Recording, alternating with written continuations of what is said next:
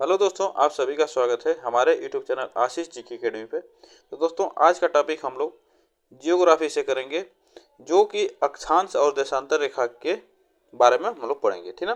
तो आप लोग इस वीडियो को पूरा अंत तक देखिएगा और यह यूपी टेट, सुपर टेट और अन्य एग्जाम के लिए भी उपयोगी है वीडियो। आप लोग पूरा अंत तक देखिए, वन लाइनर इसमें नोट्स आपको मिलेंगे, ठीक ना। तो चलिए हम लोग इसको पढ़ते हैं एक एक करके। पहले पढ़ते हैं हम लोग ग्लोब, ठीक ना। ग्लोब क्या होता है इसके बारे में। यह एक गोलाकार वस्तु या मॉडल जिस पर संपूर्ण पृथ्वी ग्रह का नक्शा बना होता है, ठीक ना।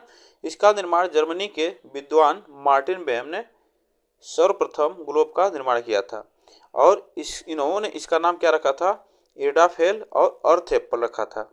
और इसका नाम इन्होंने क्या रखा था, एडाफेल और अर्थ एप्पल इसका नाम रखा था ग्लोब का।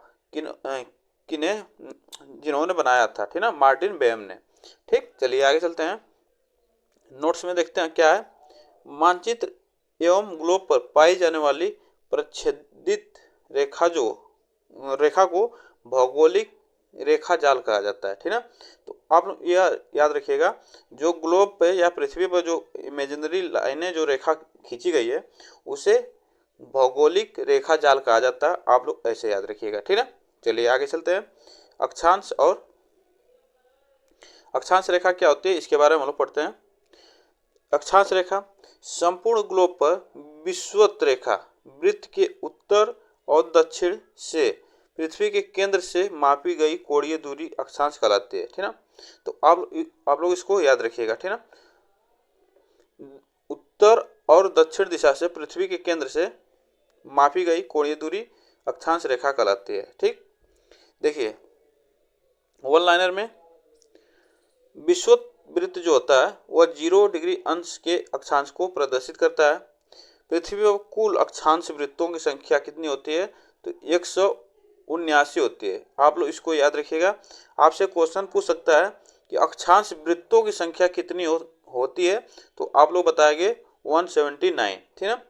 अगर पृथ्वी पर अक्षांश की संख्या पूछे, सिर्फ अक्षांश की संख्या पूछे, यहाँ पे अक्षांश वृत्त है, यहाँ पे अक्षांश है, अक्षांश की संख्या पूछे तो आप लोग 181 बताएंगे, ठीक ना। 181 होती है, आप लोग इसको याद रखिएगा। ठीक, यह बहुत महत्वपूर्ण है। इसमें जो अक्षांश वृत्त और अक्षांश की संख्या है, इसमें बहुत लोग कंफ्यूज हो जाते हैं, ठीक ना। तो थोड़ा हम कलर चेंज कर लेते हैं, अच्छा नहीं लग रहा है। तो चलिए इसमें आप लोग इसको याद रखिएगा, ठीक है ना। आपसे पूछेगा दो अक्षांश रेखाओं के मध्य की दूरी कितनी होती है, तो आप लोग बताएंगे कितना, 111 किलोमीटर होती है, ठीक ना। 111 किलोमीटर होती है दो अक्षांश रेखाओं के बीच की दूरी। किन्हीं दो अक्षांशों के बीच के स्थान को कटिबंध कहा जाता है। जैसे दो अक्षांश की रेखा होती है उसके बीच को हम क्या कहते हैं, कटिबंध कहते हैं, ठीक ना। तो आप लोग इसको भी याद रखिएगा। और एक दो अक्षांश रेखाओं के बीच की दूरी कितनी होती है, 111 किलोमीटर भी होती है। ठीक, आप लोग इसको याद रखिए। देखिए इसमें हम लोग पढ़ेंगे नक्शे में, ये हमारा क्या है, अक्षांश रेखा है जिसे विषुवत और भूमध्य रेखा भी कहा जाता है, ठीक ना। यह उत्तरी गोलार्ध है, यह दक्षिणी गोलार्ध है, ठीक। तो इसके जो बीच की दूरी है इससे कटबंध उष्ण कटिबंधीय कहा जाता है। इसमें हम लोग पढ़े हैं क्या कहा जाता है, कटिबंधीय क्षेत्र कहा जाता है। जो बीच की दूरी होती है इसको कटिबंधीय क्षेत्र कहा जाता है। और यह दोनों के बीच की दूरी कितनी होती है, 111 किलोमीटर होती है। तो आप लोग इसको याद रखिएगा। चलिए आगे चलते हैं। यह जो ग्लोब बनाए हैं तो यह थोड़ा सा तिरछा हो गया, आप लोग इसको माइंड न करिएगा, ठीक ना। चलिए आगे चलते हैं। क्वेश्चन नंबर आगे देखिए। अब भूमध्य रेखा क्या होता है इसके बारे में हम लोग पढ़ते हैं। भूमध्य रेखा के बारे में पढ़ते हैं। भूमध्य रेखा ये है, ठीक। भूमध्य रेखा जो बीच वाली रेखा है, ठीक ना, यह सबसे बड़ा अक्षांश वृत्त है जिसका अक्षांशीय 0 डिग्री है, ठीक ना। यह सबसे बड़ा अक्षांश वृत्त है जिसका अक्षांशीय 0 डिग्री है। आप लोग इसको याद रखिएगा। आपसे क्वेश्चन पूछ सकता है सबसे बड़ा रेखा भूमध्य रेखा। 0 अक्षांश संपूर्ण ग्लोब को दो समान गोलार्ध में विभाजित करती है, जिसमें उत्तरी गोलार्ध व दक्षिणी गोलार्ध शामिल है, ठीक ना। क्या करती है, उत्तरी गोलार्ध और दक्षिणी गोलार्ध जो शामिल है, यह अक्षांश 0 डिग्री अक्षांश क्या है, दो बराबर पार्ट में ग्लोब को डिवाइड करती है, ठीक ना। चलिए आगे चलते हैं। 21 मार्च और 23 सितंबर को जब सूर्य की लंबवत किरणें भूमध्य वृत्त पर पड़ती है तब दोनों गोलार्धों में दिन रात बराबर होते हैं। तो आपसे यह भी पूछ सकता है कि दिन रात किस दिन बराबर होते हैं, तो आप लोग 21 और 23 सितंबर को बताएंगे, 21 मार्च और 23 सितंबर को बताएंगे, ठीक ना। और इस स्थिति को विषुव कहा जाता है और यह जो स्थिति होती है उसे विषुव कहा जाता है। इसी विषुव के नाम पर भूमध्य रेखा को विषुवत वृत्त कहते हैं। इसी भूमध्य रेखा को विषुव वृत्त भी कहा जाता है, तो आप लोग इसको याद रखिएगा, ठीक है। और जो विषुवत जो रेखा है यह निम्न देशों से होकर गुजरती है, जिसमें कौन कौन देश हैं आप लोग इसको याद रखिएगा। इक्वाडोर, कोलंबिया, ब्राजील, गैबान, कांगो गणराज्य, लोकतांत्रिक कांगो गणराज्य, Uganda, Kenya, Somalia, Maldives, Indonesia तथा किरिबाती यह जो कि विषुवत रेखा इन देशों से होकर गुजरती है, तो आप लोग इसको याद रखिएगा, ठीक ना। चलिए आगे चलते हैं, हम लोग कर्क रेखा पढ़ेंगे। कर्क रेखा वह कितने में होती है? 23.5 डिग्री पे होती है, ठीक ना। कर्क रेखा एक काल्पनिक रेखा है जिसका अक्षांशीय मान कितना है? 23.5 डिग्री नॉर्थ, 23.5 डिग्री नॉर्थ में या उत्तर साइड में कर्क रेखा ऊपर होती है, ठीक ना। और यह 21 जून को सूर्य की लंबवत किरणें 23.5 डिग्री नॉर्थ अक्षांश पर पड़ती है। यह कब पड़ती है? तो 21 जून को आपसे क्वेश्चन पूछ सकता है 21 जून को लंबवत किरणें कब पड़ती है? तो 21 जून को पड़ती है सूर्य की लंबवत किरणें कर्क रेखा पर। तब उस समय सूर्य की वास्तविक स्थिति कर्क नक्षत्र मंडल में होती है। इसी कारण 23.5 डिग्री अक्षांश को कर्क वृत्त कहते हैं, ठीक ना। तो आप लोग इसको याद रखिएगा कि आपसे क्वेश्चन पूछेगा कर्क रेखा पर किस दिन सूर्य की किरणें लंबवत पड़ती है, तो आप लोग बताएंगे 21 जून को, ठीक ना। चलिए आगे चलते हैं। और कर्क रेखा से गुजरने वाली जो कर्क रेखा है यह निम्न देशों से होकर गुजरती है। इसमें कौन कौन देश हैं इसके बारे में हम लोग पढ़ेंगे। देखिए, ताइवान है, चीन है, म्यांमार है, बांग्लादेश है, भारत है, ओमान है, संयुक्त अरब अमीरात है, सऊदी अरब है, मिस्र है, लीबिया है, नाइजीरिया है, अल्जीरिया है, माली है और मारितानिया है, वियतनाम है, ब्रह्मास है एवं मैक्सिको है। इतने देश हैं जो कि कर्क रेखा इन देशों से होकर गुजरती है, ठीक ना। तो आप लोग इसको याद रखिएगा, ठीक। चलिए आगे चलते हैं। और भारत के किन राज्यों से होकर गुजरती है ये भी आप जान लीजिए। भारत के किन राज्यों से होकर गुजरती है कर्क रेखा? तो राजस्थान से, गुजरात से, मध्य प्रदेश से, झारखंड से, त्रिपुरा से, मिजोरम से, पश्चिम बंगाल से, छत्तीसगढ़ से। इतने राज्य से कर्क रेखा 8 राज्यों से होकर गुजरती है भारत के। तो इसको भी याद रखिएगा, यह मोस्ट इम्पॉर्टेंट है, ठीक है। यह मोस्ट इम्पॉर्टेंट है, इसको एकदम रट लीजिएगा। यह क्वेश्चन आता है, इसमें से पूछ सकता है कि कौन सा राज्य कर्क रेखा पर है, तो आप लोग इसको याद रखिएगा, ठीक ना। यह मोस्ट इम्पॉर्टेंट है। चलिए आगे चलते हैं। मकर रेखा के बारे में पढ़ेंगे। यह एक काल्पनिक अक्षांश वृत्त है जिसका अक्षांशीय मान 23.5 डिग्री साउथ है, ठीक ना। यह कहाँ पे? साउथ में है, 23.5 डिग्री पे। और यह इस दिन लंबवत किरणें कब पड़ती है? तो यह देखिए 22 दिसंबर को जब सूर्य की लंबवत किरणें 23.5 डिग्री अक्षांश साउथ पर पड़ती है तथा इस समय मकर नक्षत्र मंडल में होती है। जो मकर होती है वह नक्षत्र मंडल में होती है। इसी कारण 23.5 डिग्री अक्षांश को मकर रेखा कहा जाता है। तो यह 23.5 डिग्री अक्षांश जो साउथ होता है, साउथ में है, तो यह 23.5 डिग्री को मकर रेखा कहा जाता है। तो आप लोग इससे याद रखिएगा कि आपसे क्वेश्चन पूछेगा कि मकर रेखा पर किस दिन लंबवत किरणें पड़ती है, तो आप लोग इसको बताएंगे 22 दिसंबर को, ठीक ना। तो 22 दिसंबर को लंबवत किरणें पड़ती है। चलिए आगे चलते हैं। मकर रेखा पर निम्न देश से होकर गुजरती है। मकर रेखा जो निम्न देश हैं इसमें कौन कौन से देश से होकर मकर रेखा गुजरती है? देखिए, इसमें गुजरती है हमारी चिली है, अर्जेंटीना है, पराग्वे है, ब्राज़ील है, नामीबिया है और बोत्सवाना है, यह बोत्सवाना है, और यह बोत्सवाना है, दक्षिण अफ्रीका है, मोजाम्बिया है, मेडागास्कर है, ऑस्ट्रेलिया। यह जो है यह मकर रेखा इन देशों से होकर गुजरती है। तो आप लोग इसको याद रखिएगा, इतने देश हैं जो कि मकर रेखा इन देशों से होकर गुजरती है। ठीक, ग्लोब पर कुछ महत्वपूर्ण देशांतर रेखा के बारे में पढ़ते हैं। ग्लोब पर कुछ महत्वपूर्ण देशांतर रेखा है, जिसे 0 डिग्री देशांतर रेखा, ग्रीनविच या प्रधान देशांतर रेखा कहते हैं। 180 देशांतर रेखा अंतर्राष्ट्रीय तिथि रेखा कहा जाता है। 82.5 डिग्री ईस्ट देशांतर रेखा भारत की प्रमाणिक रेखा है। यह प्रमाणिक रेखा है जो कि भारत के समयानुसार इसको बनाया गया है। तो आप लोग इसको याद रखिएगा, ठीक ना। तो 82 डिग्री ईस्ट पूर्वी देशांतर रेखा भारत की प्रमाणिक रेखा है, ठीक ना। चलिए आगे चलते हैं, हम लोग पढ़ते हैं और देशांतर रेखा के बारे में हम लोग पढ़ते हैं, ठीक ना। देशांतर रेखा के बारे में पढ़ते हैं। इसमें देखिए 0 डिग्री देशांतर रेखा पहले पढ़ते हैं। इसे प्रधान देशांतर रेखा कहा जाता है। यह लंदन के ग्रीनविच नामक स्थान से शुरू होने के कारण इसे ग्रीनविच रेखा कहते हैं। यह जो लंदन का ग्रीनविच शहर है वहाँ से यह रेखा शुरू होती है, इसी के कारण इसका नाम ग्रीनविच दिया गया और 0 डिग्री देशांतर रेखा कहा जाता है, ठीक ना। इस रेखा के पूर्व में बढ़ने पर 15 डिग्री पर 1 घंटा समय बढ़ेगा।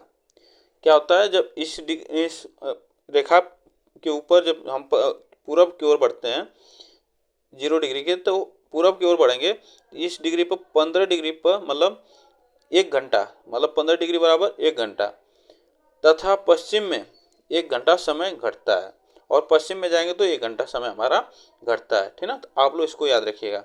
जैसे देखिए 24 घंटे बराबर 360 डिग्री और 1 घंटे बराबर होता है 360 बटा में 24।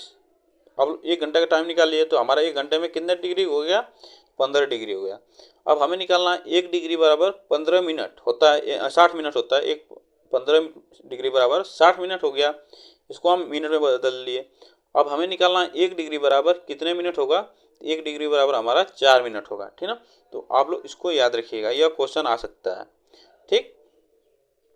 जो यह देशांतर रेखा है इस तरह जो बनाई जाती है, यह जैसे होता है हमारा देशांतर रेखा इससे जब गुजरती है, ठीक ना, यही देशांतर रेखा होती है बीच से, इसके बारे में हम लोग पढ़ रहे हैं, ठीक। चलिए आगे चलते हैं।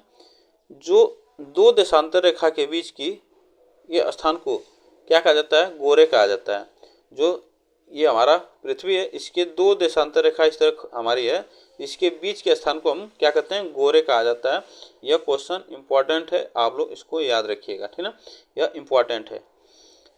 और पूछ रहा है 2 देशांतर के बीच की सर्वाधिक दूरी भूमध्य रेखा पर, यहाँ पर दूरी कितना होगी, भूमध्य रेखा पर पूछ रहा है 2 देशांतर के बीच की सर्वाधिक दूरी कितनी होती है, 111.32 किलोमीटर होती है, ठीक ना।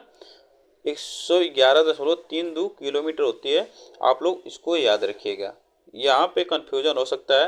आपसे क्वेश्चन पूछ सकता है 2 अक्षांश रेखाओं की दूरी, तो उसमें 111 किलोमीटर होती है, यहाँ पे 111.32 किलोमीटर होती है देशांतर, 2 देशांतरों के बीच की दूरी, ठीक।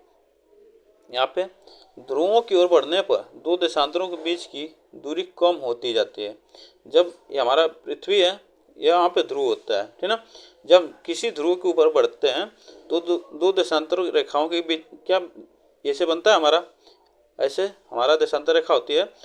जब इस तरह हम ध्रुव के ऊपर बढ़ेंगे तो क्या उसके बीच की दूरी क्या होगा, इस यहाँ पे कम होती जाती है, ठीक ना, यहाँ पे कम होती जाती है। तो आप लोग इसको याद रखिएगा, इसी को बता रहा है कि 2 ध्रुवों के बीच की दूरी क्या होगी, कम होगी, ठीक ना।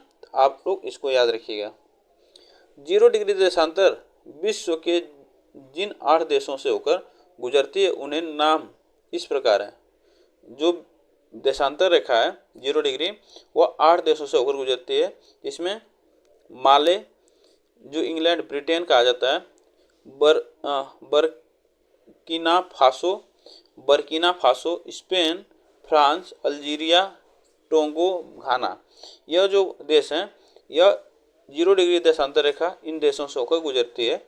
यह 8 देश हैं, आप लोग इसको याद रखिएगा। माले, ब्रिटेन, इंग्लैंड जिसे कहा जाता है, बर्किना फासो, स्पेन, फ्रांस और अल्जीरिया, टोंगो, घाना, यह देश हैं। ठीक ना, चलिए आगे चलते हैं।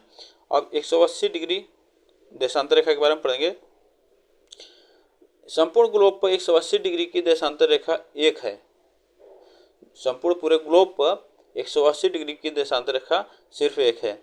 इसे अंतर्राष्ट्रीय तिथि रेखा भी कहते हैं, तो आप लोग इसको याद रखिएगा। इसे अंतर्राष्ट्रीय तिथि रेखा भी कहा जाता है, जिसे प्राइम मेरिडियन कहा जाता है। ठीक ना, इसके पूर्व में बढ़ने पर एक दिन समय घटता है।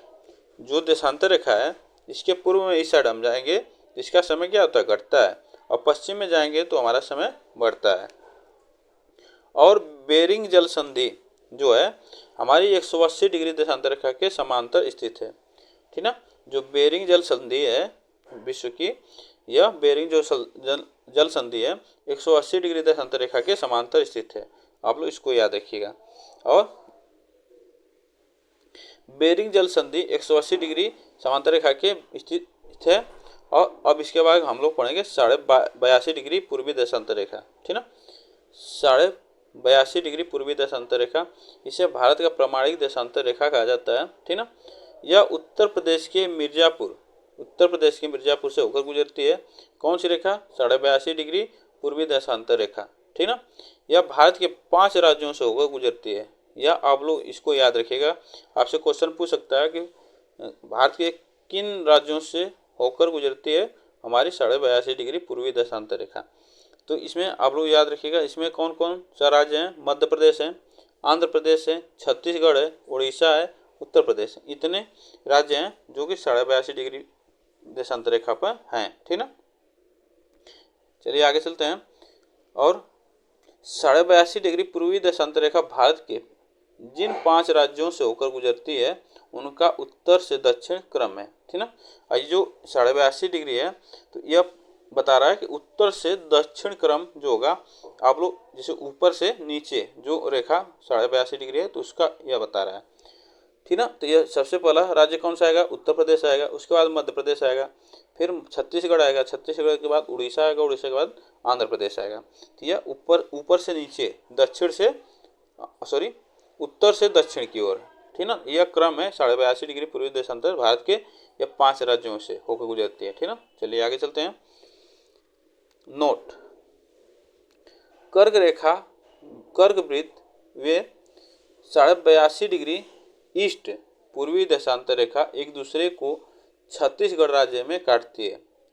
जो कर्क रेखा है और कर्क वृत्त है 82.5 डिग्री वाला, 82.5 डिग्री पूर्वी देशांतर, वह दोनों क्या करते हैं, एक दूसरे को छत्तीसगढ़ राज्य में काटती हैं। ठीक ना, 0 डिग्री अक्षांश और 0 डिग्री देशांतर दोनों एक दूसरे को अटलांटिक महासागर पे काटते हैं। यहाँ पे क्या होता है, ये हमारा पृथ्वी है और यह 0 डिग्री देशांतर रेखा है और यह 0 डिग्री अक्षांश रेखा है। तो यह बीच में एक दूसरे को कहाँ काटते हैं, तो अटलांटिक महासागर पे काटते हैं। ठीक ना, तो आप लोग इसको याद रखिएगा। और कर्क रेखा और कर्क वृत्त 82.5 डिग्री ईस्ट देशांतर रेखा जो है, जो हमारे 82.5 डिग्री क्या होती है देशांतर रेखा, और कर्क रेखा या कर्क वृत्त इसी को कहा जाता है। कर्क रेखा या कर्क वृत्त जो है इसी को कहा जाता है। और 82.5 डिग्री ईस्ट जो रेखा है यह एक दूसरे को छत्तीसगढ़ में काटती हैं। ठीक है, चलिए आगे चलते हैं। कुछ महत्वपूर्ण पॉइंट हम लोग पढ़ देते हैं। महत्वपूर्ण पॉइंट जो है, बसंत विषु होता है। आपसे क्वेश्चन पूछ सकता है बसंत विषु कब होता है, तो आप बताएंगे 21 मार्च को होता है। ठीक ना, 21 मार्च को होता है बसंत विषु। संपूर्ण ग्लोब पर ताप की कुल कितनी पेटियां हैं? संपूर्ण ग्लोब पर ताप की कुल कितनी पेटियां हैं, तो 3। ठीक ना, 0 डिग्री अक्षांश व 0 डिग्री देशांतर एक दूसरे को काटते हैं। कहाँ पे, अटलांटिक महासागर पे। कहाँ पे काटते हैं, अटलांटिक महासागर पे काटते हैं।